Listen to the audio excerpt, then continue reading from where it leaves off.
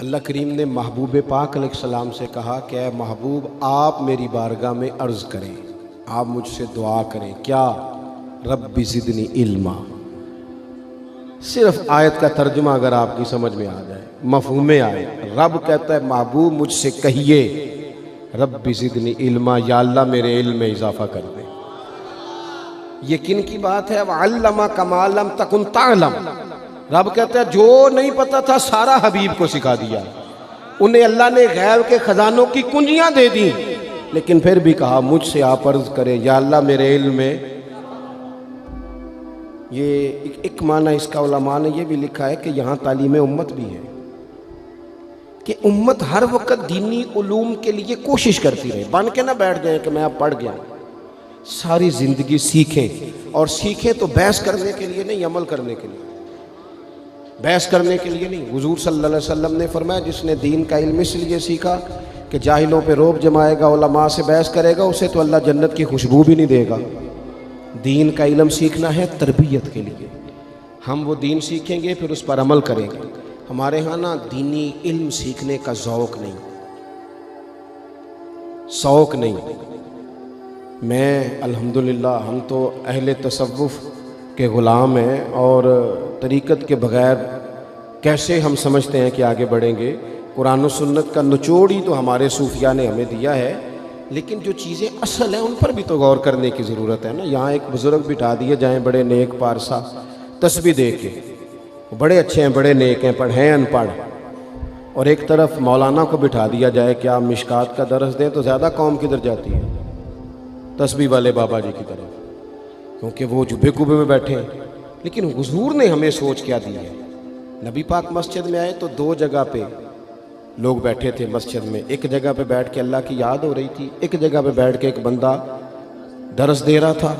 حضور دونوں کے بیچ کھڑے ہو گئے، فرمایا دونوں محفلیں خیر والی ہیں، لیکن پھر فرمایا چونکہ میں استاد بن کے آیا ہوں، لہٰذا حضور وہاں بیٹھ گئے جہاں دین پڑھایا جا رہا تھا۔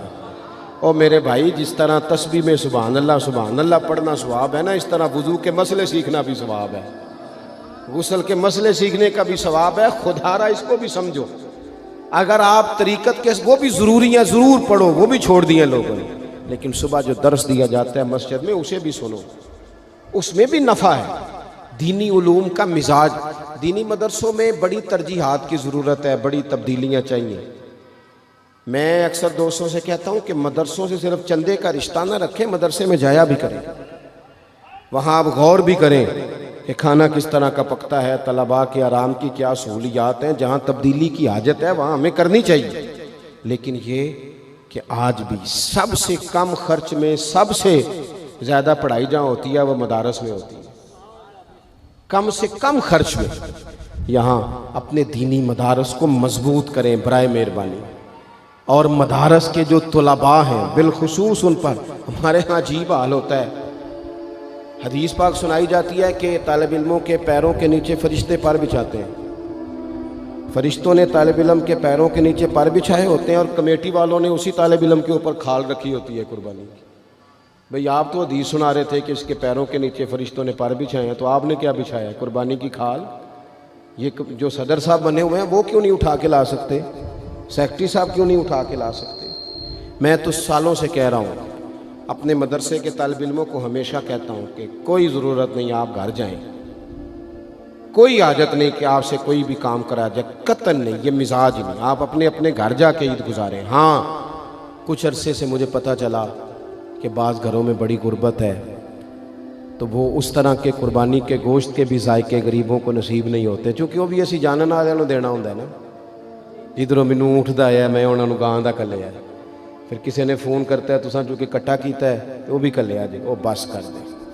اور پھر ایک اور بات بھی، مہنگائی بڑی زیادہ ہے ملک میں، ہمیں ایک دوسرے کا خیال کرنا چاہیے، لیکن کون رونا رو رہا ہے مہنگائی کا؟ وہ بندہ رو رہا ہے جو ہر تیسرے دن چھوٹا گوشت کھاتا ہے۔ نے اسے دیا ہے تو اس نے نہیں کہا مہنگا میں نے نہیں کھانا، سال کے بعد اسے اللہ نے کہا ایک میرے راہ میں بھی قربان کر، تو کہتا مہنگا ہی بڑا ہے۔ بھئی تو سارا سال کھاتا رہا تب تو نہیں، تو نے کہا مہنگا تھا، اب دینے کی باری آئی ہے۔ تو یہ حکومتیں جتنی ہیں نا کام کر رہی ہیں، جو پہلے گزری ہے، یہ آئی ہے، جتنی سیاسی جماعتیں اللہ ماشاءاللہ جو حکومت کر چکی ہیں یا کر رہی ہیں، مجھے تو ان سے کوئی امید نہیں یہ قوم کا کوئی سوچیں گے۔ یہ تو نمبر پلیٹیں بدلتی ہیں، انجن بھی وہی پرانے اور اندر بھی سارا کچھ وہی، ان سے تو کوئی توقع نہیں۔ البتہ ہمیں چاہیے کہ ہم ایک دوسرے کا ہاتھ تھامیں۔ عید پہ 3 دن عید ہے تو ایک جوڑا خرید لیں، ایک جوڑے میں 2 پرانے استعمال کر لیں، لیکن تھوڑا سا کم کریں خرچہ اور تھوڑا دیکھیں ہماری گلی میں کون غریب بستا ہے۔ اگر ہم ووٹوں والے دن لسٹیں بنا سکتے ہیں نا کہ کدا ووٹ کتھے ہوئے تو وہ بندہ ایسے لے کتھے ہوئے، وہ اگر چھوڑ کے علاقہ چلا گیا تو وہاں سے جا کے لوگ کھینچ کے لے آتے ہیں کہ نہیں؟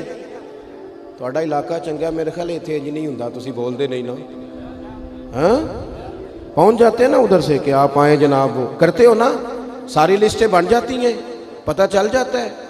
یہ کیوں نہیں پتہ لگتا کہ کیڑے گھر آج روٹی نہیں پکی؟ یہ کیوں پتہ نہیں چلتا کہ فلانا مقروض ہے، اسے کوئی جینے نہیں دے رہا؟ مقروض کو تو زکوٰۃ بھی لگتی۔ اگر ووٹوں کی لسٹیں بن جاتی ہیں تو یہ لسٹ نہیں بن سکتی قربانی کس کس نے نہیں کی۔ خدا را ایک دوسرے کا بازو تھامے۔